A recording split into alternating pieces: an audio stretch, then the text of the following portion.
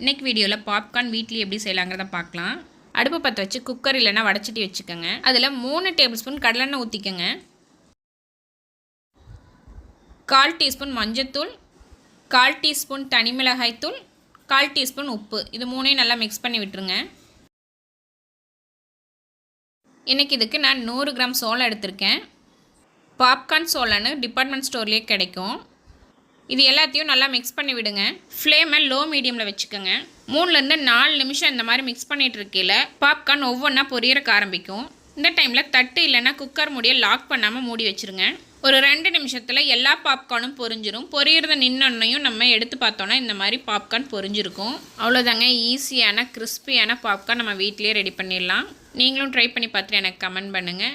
நம்ம சேனலை நீங்கள் இன்னும் சப்ஸ்கிரைப் பண்ணலன்னா சப்ஸ்கிரைப் பண்ணிவிட்டு இந்த வீடியோ உங்களுக்கு பிடிச்சிருந்தனா லைக் பட்டனையும் தட்டி விட்டுருங்க. தேங்க்யூ.